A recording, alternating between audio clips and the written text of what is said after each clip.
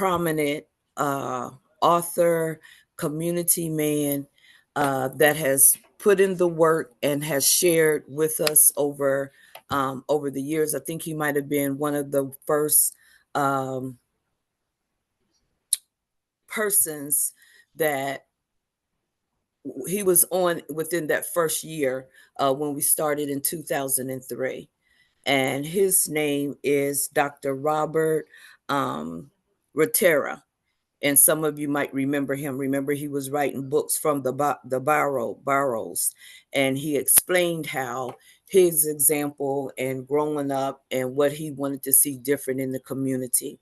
So we're gonna hear from him today, and hopefully after we hear from him, we'll remember what we heard from him before and be able to have a dialogue in reference to 2023 and what he was saying, and if there's been any change or any advancement or any anything that hits our spirit differently this time from when we heard from him the first time. So we're going to actually play the video.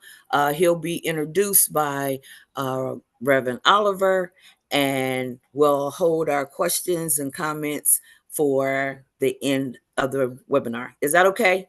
Can I just get a wave from everybody? Got thumbs up, Healy thumbs up. All right, Hawkins thumbs up. Thank you so much, Reverend Franklin. I appreciate you guys. Thank you, Arif. I appreciate you guys and your fortitude and your tenacity. Thank you for joining us on today. And here we have Reverend Zachary Oliver.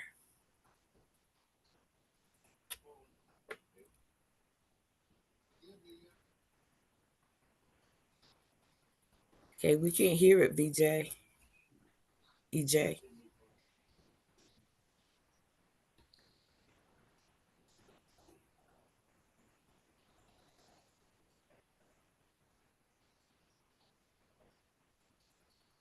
EJ, we can't hear any sound.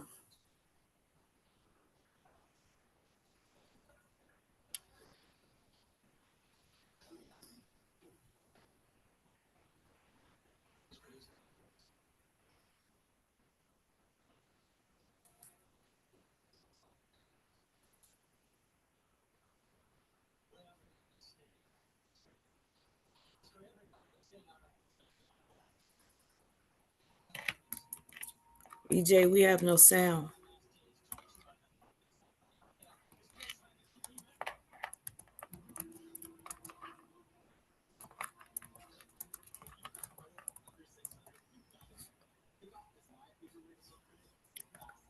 Okay, it appears that we're having some technical difficulties. I've alerted EJ that we do not have any sound.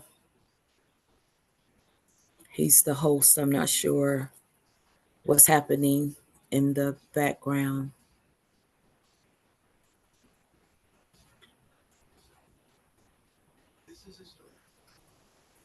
But Reverend Oliver is giving the introduction.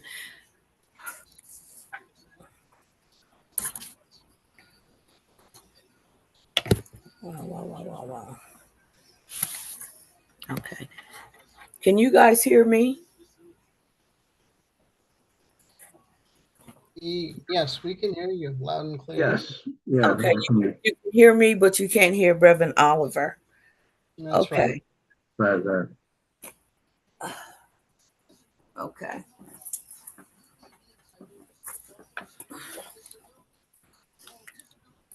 Okay. Well, until EJ can get that straightened out, I'll just read a little bit about him here from what I have. Dr. Robert Ratera. He has used his experience, his life experience, and his business expertise and leadership skills to help address conditions that lead to violence, delinquency, drug, and gangs while promoting education, personal pride, accomplishments, and self esteem. the books from the borrow to the boardroom with the curriculum from the borrow to the classroom is a graphic novel, excuse me, borrow, and that means my borrow, me borrow an activity coloring book, Little Borrows, are demonstrating that dreams can be realized through education, determination, perseverance, and hard work. I endeavor to inspire and motivate others so they accept ownership of their education and acquire the social values, realize repeated success throughout their lives, and contribute as effective mentors to others. So, from his experience, he took what he learned and what he experienced in his community.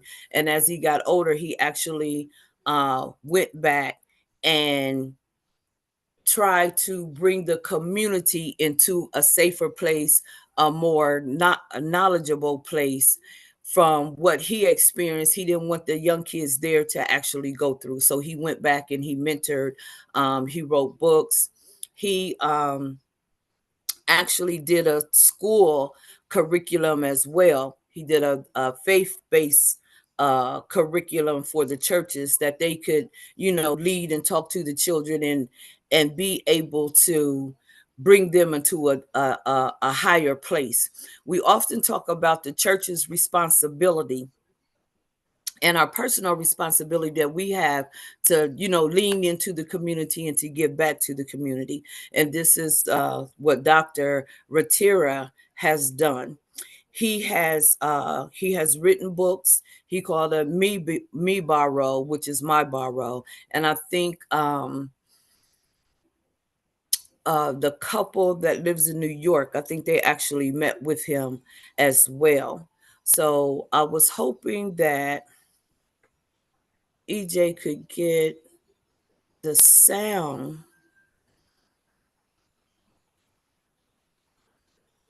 back on.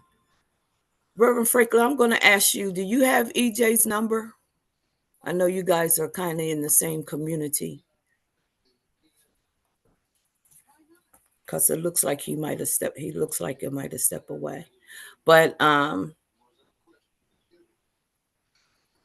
do you guys remember seeing him before?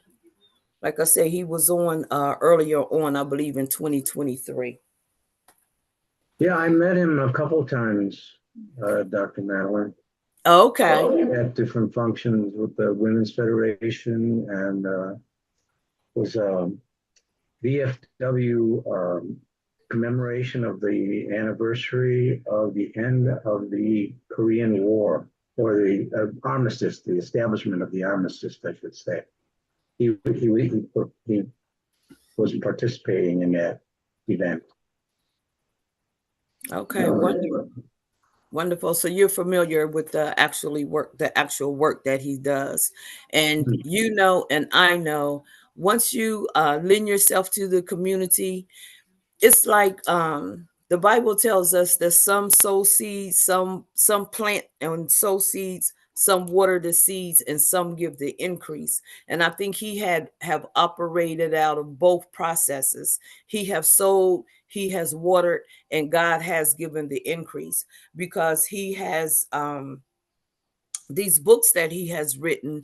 He has given them away freely to faith-based communities, that they could actually implement them in their summer schools, for their summer Bible studies for the kids, and to families, to help families grow and be able to communicate better, be able to understand better. So he had that full family component of let's do things differently.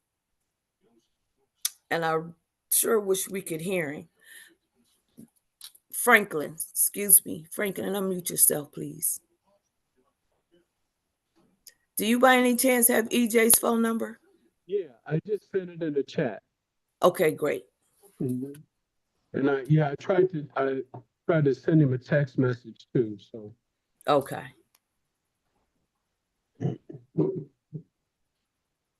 because he appeared to be multitasking, Yeah. and I understand that. Do you remember Dr. Rentera Franklin? You know, I'm not exactly sure if I was on the call during the time that he was that he gave his presentation here on this platform. Oh, And but but it's always good whenever there is a major leader who um, who grows up and becomes successful in today's world, and then he doesn't forget his roots. He doesn't. They don't forget, she or him. They don't forget where they came from, mm-hmm. and they use some of their life's challenges as motivations to enhance their knowledge of education so that they can become more effective. We're addressing the needs of the community that they grew up in. And anytime I hear that from some famous person who does these kind of things, it's very uplifting. It makes everything better for me. You know,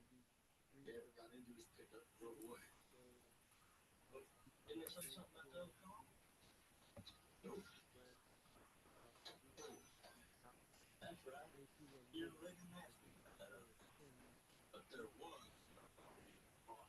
Okay, Franklin, did you turn your volume down?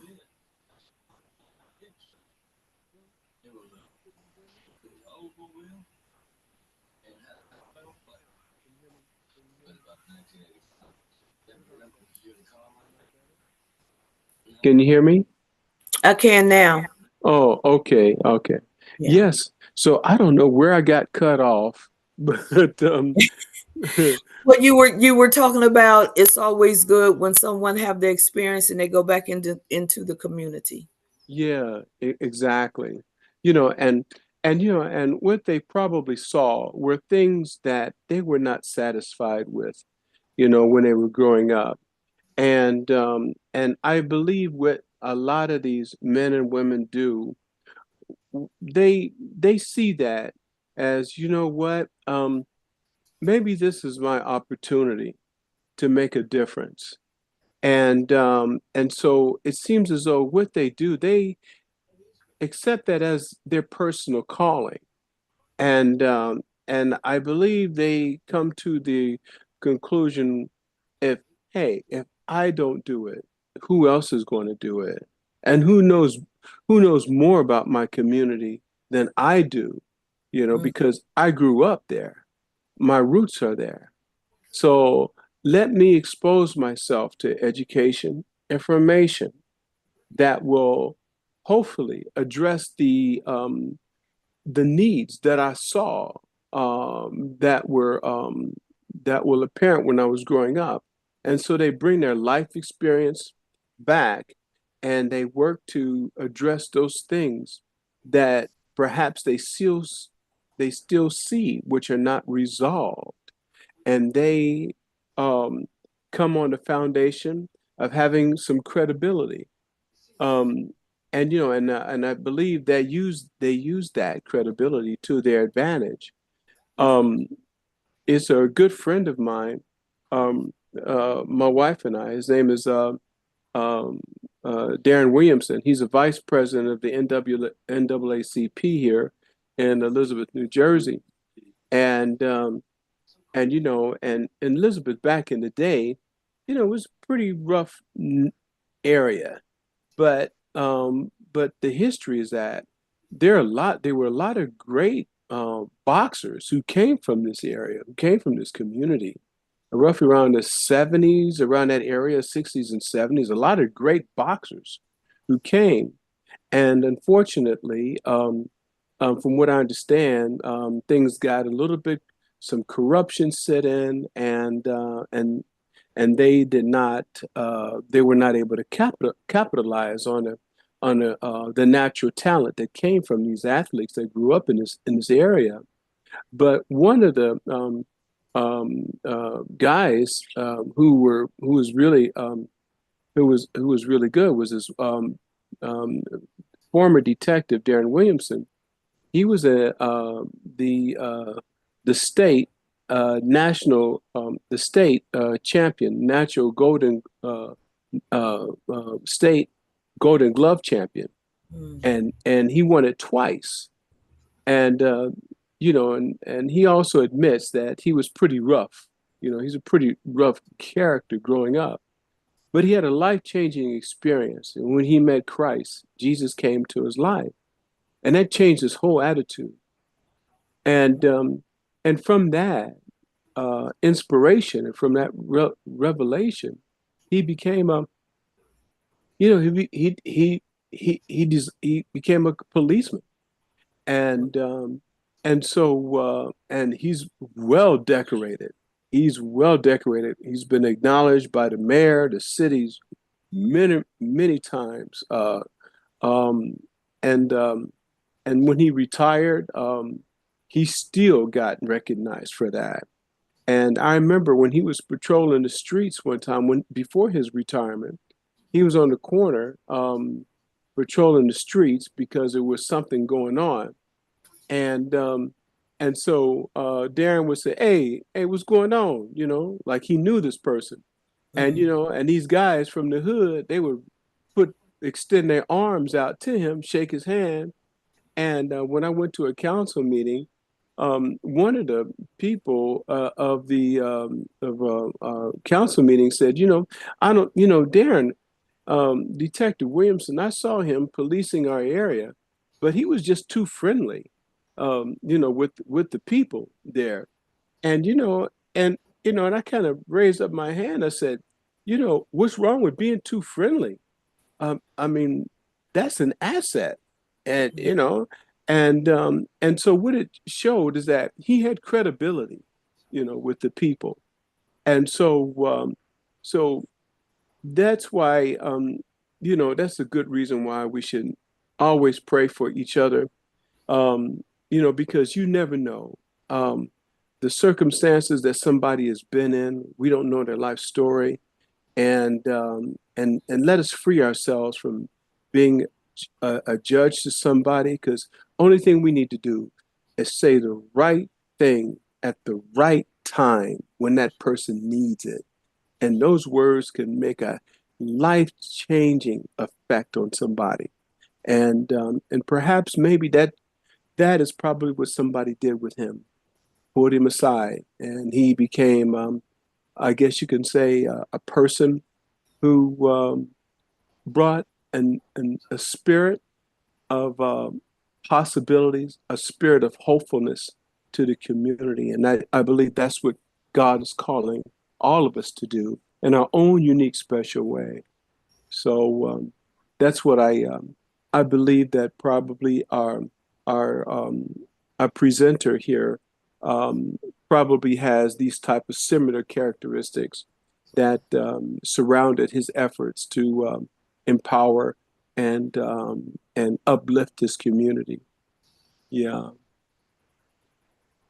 Yeah, and a lot of times when, I heard what you were saying about the police officer that was the boxer that became the police officer,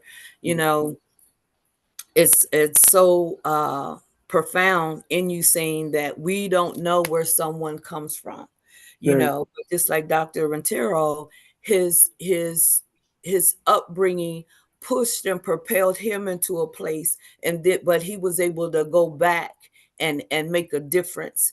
And I think once you come out of anything, you kind of have a responsibility to go back and make a difference, to lend a hand. We often say, if you know better, you do better. Sometimes that applies and sometimes it don't. However, it would be a major change. It would have such a profound effect if that was the case. Being nice to someone, just speaking to someone, offering a smile, you'd be surprised how that can change someone's day, change someone's situation, because we realize that we're in a hurting world right now. Mm. There is a relief because we do have prayer. God still sits on the throne.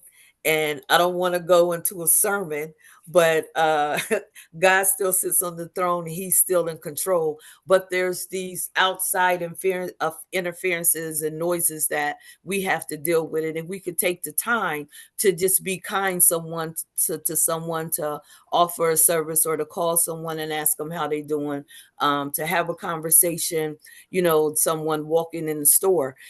If you remember, there used to be officer friendlies on the block when the police officers really walked in the community, and they had a beat, and the police officer wasn't a scary thing. Right. They did gleam and have relationships, and we weren't afraid of the police, you know what I mean, because he was there. But now we're in a different climate, in a different environment. We know a lot of things have changed and a lot of things has happened. However, what I recognize on the news daily, the police officers here in Indianapolis are trying to get back to that, community network, that community aspect, because it takes both to be able to move forward. Yeah. And as we talk about, the children and what they're exposed to now, what we were exposed to, they're kind of two different worlds. They're kind of two different worlds. And we, as the adults that have been through that process, we have to have empathy, we have to have compassion and understanding. But that doesn't mean that we don't offer correction. Mhm. You know what I mean? Because we need to offer correction as well. I can't really be a friend to you if I see you going off on the deep end and I just let you go on the deep end. That's not being a friend. You know what I mean? I respect your choices and your values, but I need to have enough love in my heart to say, you know what, Franklin, I don't know, if you take another step, buddy, you gonna fall in that hole. You know what I Mhm. mean? Mhm. Instead of just watching you fall in the hole, watching you Mhm. fall off the cliff. I Mhm. think we have to be able to have that kind of a dialogue as well, to have understanding of what works, what doesn't work, and to know that it's okay to fail, because you learn from that as well. You learn what not to do. You know Mhm. what I mean? So as we constantly come together and glean from one another, we know that we have to continue to move forward Mhm. and continue to be a resource for those that are in need. I get phone calls, and I share information. I share my experience. I want to give people what they need when they call me for assistance, and not what I want them to have. Mhm. Mhm. You know what I mean? Because we Mhm. have to be able to respect that as well. Mhm. Wayne, did you have something that you wanted to add?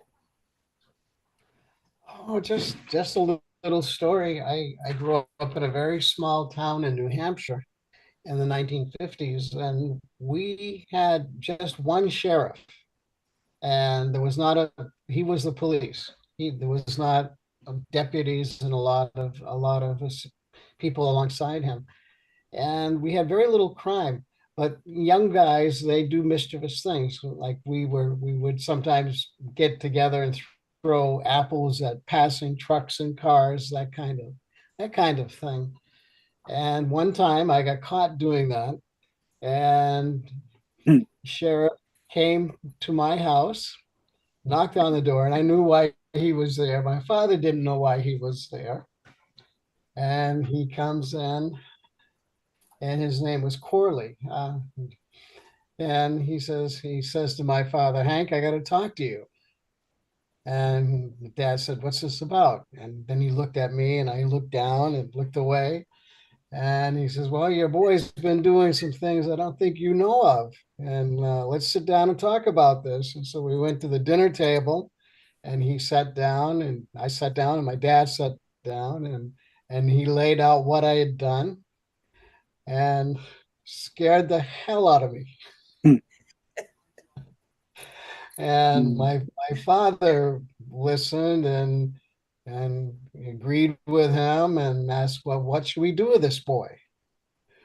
You know, and the sheriff says, well, we can take him to jail Oh, if he's going to act like that. Uh, it didn't happen, but the point being is that he met with my father and he laid it out, and he basically told my father, you got to do a better job knowing what your son is doing. And so that fits into, you know, policemen running the beat. You know, they get to know the people, and it's just not giving tickets and just being harsh, but having a relationship with it and knowing young people do go off and do foolish things on the spur of the moment. So the the point having that kind of community relationship is very important. Yeah. Mm. yes, and I see in Indianapolis here they're they're working on that. They're talking about it more. Maybe about 2 weekends ago, there was the mass shooting. I think I might have mentioned it last week, but there was a mass shooting, and the community. Since then, there was another shooting in the community, but the community did talk to the police and share information, and they were able to find the shooter that had this weekend. Yeah, this weekend had shot a 13-year-old. So they are building those relationships, and there's they're being repaired, and a little bit of trust is being established, and I believe that it's going to grow because they see with their help, with the community's help, the police can police better. They can do a better job at policing, and the police know that the community cares about their community. So now they have a common ground and not so much, divided, like the good and the bad, or the what, however that division even came a pass. We know that the trust had been broken, but now it appears that they're bridging the gap. And in our day, Wayne, there was consequences for our actions. So you even seeing the sheriff show up at the door, the guilt, the shame, everything just All of that. overwhelmed you because you knew you knew something was about to happen. Yeah. And they had that wordplay going on because we had fear back in the day. We had fear of our parents, we had the fear of God. When you get older, you learn that it's not a fear of God, it's the reverence of God. But when you were small, you had the fear of God.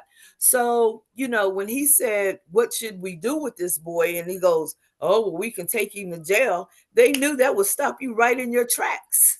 Mhm. you know because it wasn't a badge of honor. When we growing up, it wasn't anything cool about that.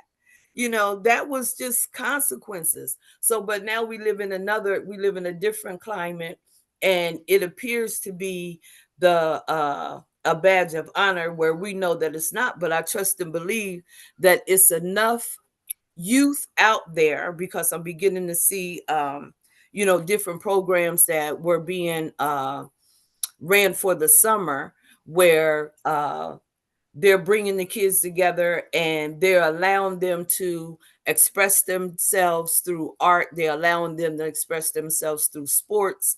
You know what I mean? And they're building a village around them to say that you are not alone, that violence isn't the answer. So it was at least 3 programs that's ran by faith leaders that I've seen, that these the men in the community, the pastors in the community are taking charge, and the officers in the community are actually talking to the pastors in the community. So there is there is a relationship that's coming together that could cause, a turnaround, that this 180 can happen. So we're going to continue to look out for those in the community. I'm going to try to connect with some of the programs that I've actually seen to see if I can have them to come on and, just share what they're doing. It's one guy, he's like not too far from us, but he actually has a farm with Hmm. horses and goats. So I'm definitely going to check in with him because I think that's interesting, and I'll really like to get kind of close to a horse myself. But just to see that they're spending time with these children. We didn't this year. I'm working with the Blood Covenant Sisters. Last year, I did Color Me Blessed, which is a therapeutic art class where we actually color. So I do it once a month with a population, with my friends, with Indianapolis Family Church, with my family. We do come together and do it once a month. Last month we did painting in the park.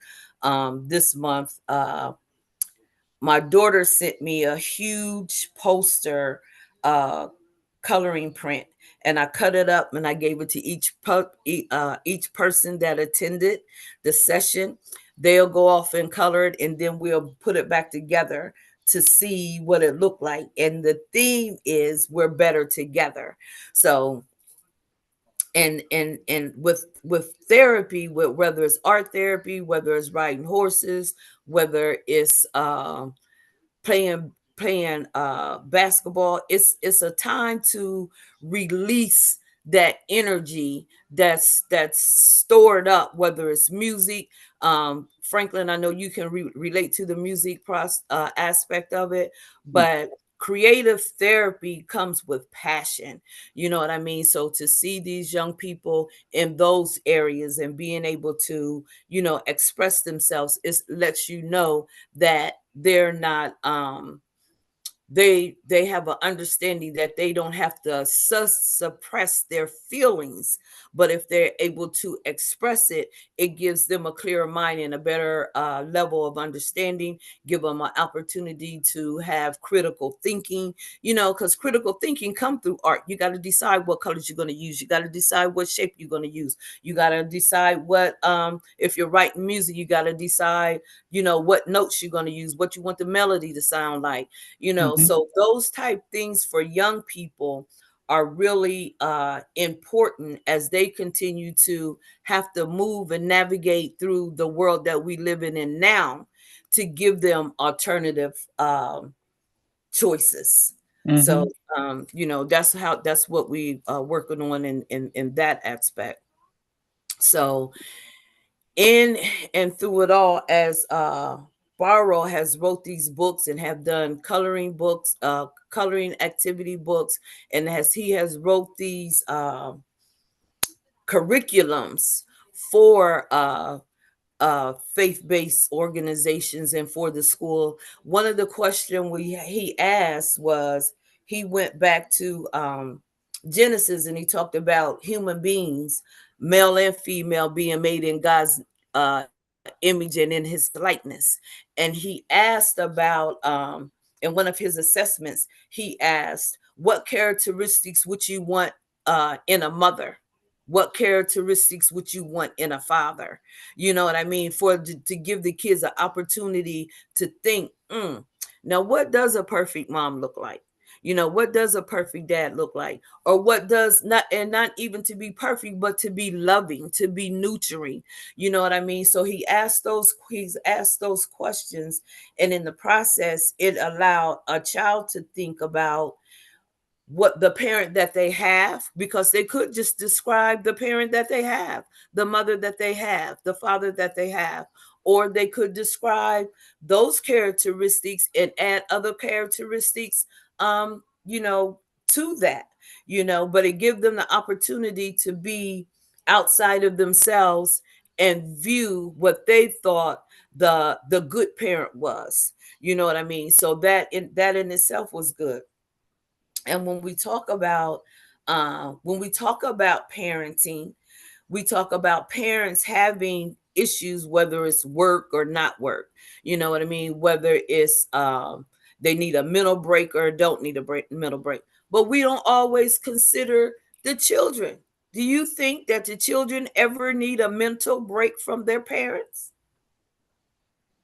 What Hmm. y'all think? I think so. They need the, Absolutely. yeah. Hmm. They need Yeah. their space. They need their space. You know Mm. what I mean? So Mm. we don't, when we're raising children, we don't think about that. Right. You know what I mean? I think about it now because I got grandchildren. So in my observations, I'll be like, now they probably need a break from that parent. But not only do they not need a break from that parent, their mom or their dad might have need a break from me when I was raising them. You know what I mean? Because I was the mom that wanted them to stay on task. You know what I mean? And you had your task list. And my daughter, she brought it to my attention the other day. She'll be 45 in September. But one of her friends said that they were bored. And she was like, bored?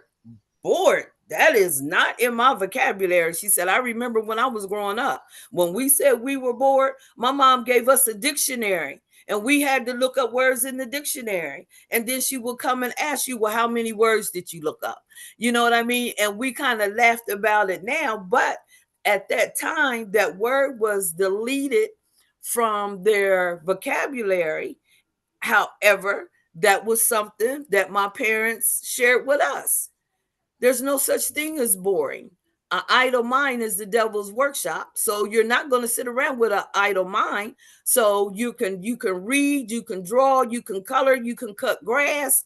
You know what I mean? There was a Mhm. never ending list, but that word never came out of your mouth after you mentioned it one time. And I Mm. think sometimes now, um, you know, and we had the Boys and Girls Club. Now they have shut a lot of Boys and Girls Clubs down. So when we talk about the way we were raised, the way we raised our children, and now we have grandchildren, you know, you see a dynamic that's woven in there. And it makes me happy because I see some disciplined grandkids. I see some grandchildren that are making good decisions, you know. Mm. But in and through it all, when we talk about stopping the violence and we talk about root causes, you know what I mean? We talk about the environment, you know, that a kid is raised in. And not only kids, the adults still bear some of that same childhood trauma, you know what I mean, where they're acting like the kid. So when we talk about the root causes, it is the environment. You know, some of it does come from the environment, some of it is behavior. You know what I mean? But to be able to have the community that we have on stopping the violence and the the networking system, you know, that we have, and everyone that has lent their expertise, we will be able to implement something that will make a difference in how the world moves forward. You know what I mean? And if we can just make a small difference, you know, what did Martin Luther King say? Don't worry about the whole staircase, take one step at a time. Mhm. You know what I mean? When you look up that staircase, it might look like a mountain, but Mhm. you're never going to get to that space until you take that first step. Mhm. So those are the things when we talk about this as a whole, it might seem like, you know, stopping the violence and crime in America. Well, that's so big, you're talking about America. But if we can have one piece of that, if we can offer one step, if we can offer one component, you know what I mean, to be able to share information, to be able to allow a person that's standing over here alone to be able to introduce them to someone else, like Reverend Oliver said, that we're not operating in silos, but we can come together collectively. If we make one difference, if we make one change, then that is a great accomplishment. Mhm. Right? Am I Wi- right? Without question.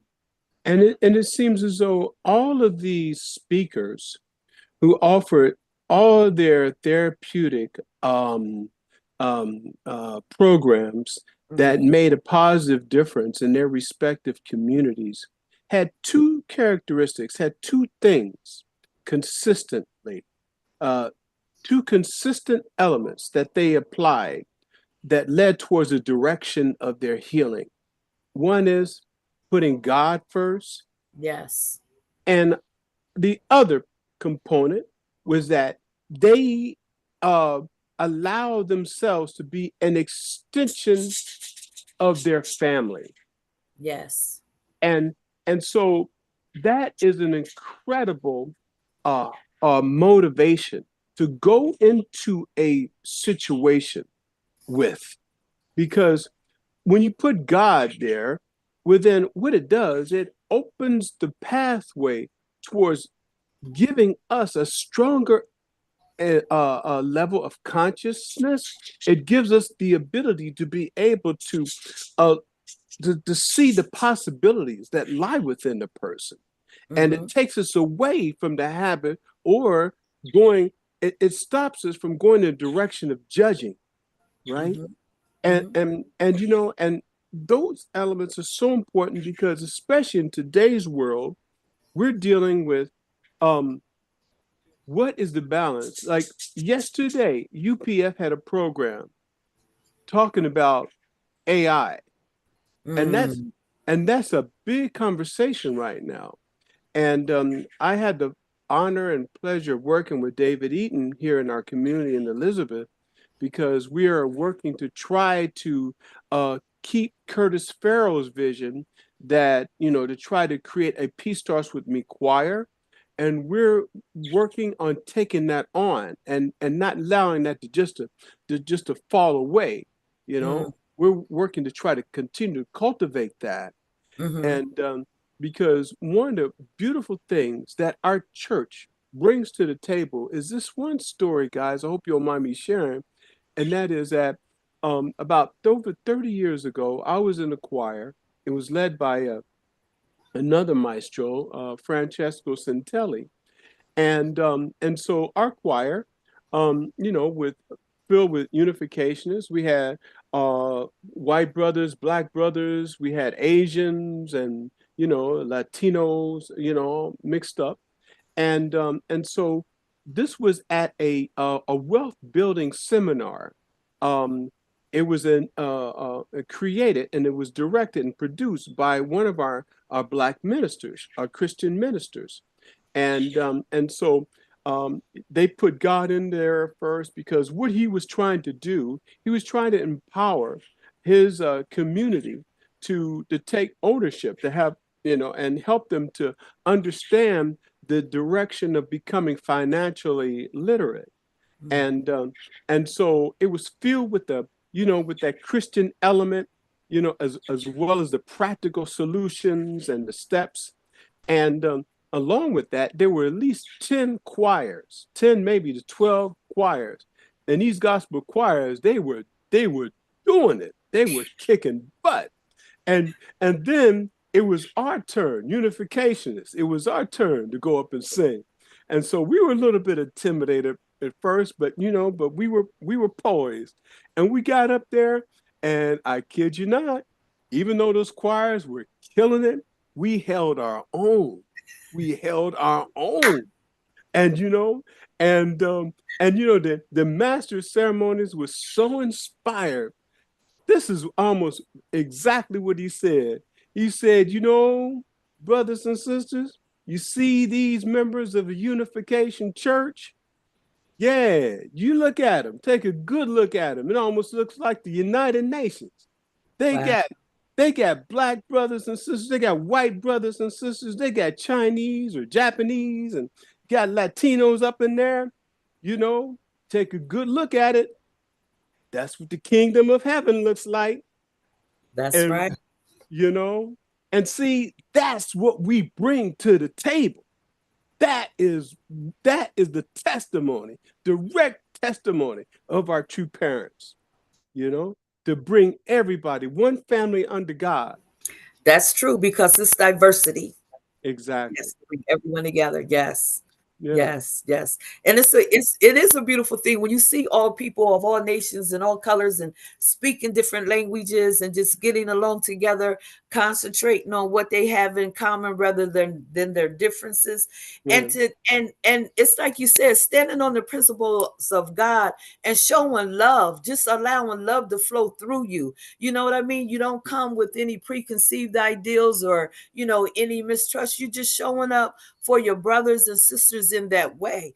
Right. So even now, to be in Korea in April, it was just beautiful. It was just beautiful. Mm. It was just beautiful. And I don't care. I don't care what nationality you are, and I don't know if "I don't care" is the correct phrase to use, but what I am saying is that we are all humankind. Mm. We are all human beings. We Right. were all made in God's image and in God's likeness. You know Amen. what I mean? So when we were formed and we were wrapped and in love in the skin tone that we have. But our inner being is the same and should be the same. Our hearts have to be cultivated to receive each other with love, to see each other in love, to be able to say, Healy is my brother, to be able to say, Wayne is my brother, you're my brother. You know what I mean? Sharon is my sister. My life goal is to illuminate love, to illuminate acceptance. You know what I mean? And in that process, I tell people all the time, we are the light and we share love, but we also draw bugs. The light draw bugs. Mm. And you have to have that spirit of discernment to know, well, this is stopping the virus, so I probably shouldn't say to know to squash the bug or to shoot a bug away. But you gotta be able to have your discernment and be able to see what you're drawing and what you're attracting. You know Right. what I mean? When Right. you're out in the community, I've said it before. I see kids standing in the front of the store. I speak to those kids. I let them know, and when I say kids, I'm talking about teenagers. But I speak to them and I let them know that I see them. You know what I mean? And I think they just want to be seen. They want to be seen. They want to be loved. And when they're in different places, we don't know what their we don't know what their home environment is. I have with my children, you see my son even on Stopping the Violence. He was cultivated in a great home, but that didn't stop him from making the choices that he made. You know what Right. I mean? And I Right. thank and praise God for where he is now and his family. And God, God kept his word to me. So, like you're saying, the foundation, to have that foundation, that spiritual foundation, those spiritual principles are important, because if God don't lead us and guide us, we could very well run into something with a judgmental spirit, and immediately it could just fall all apart, Mm-hmm. because everybody's looking at everybody and putting them in a different category rather than just receiving people, with love. So it looks like we have maybe about 5 more minutes. Healy or Hawkins, you have anything you want to say? Add to it? I just want to make sure everyone get a chance to say something. Teresa, are you there? You have something And that you... no, Okay, Healy. All right. yeah, I don't have anything to really add, at this point. I just wanted to say thank you for everything that you're doing here to help maintain this whole project.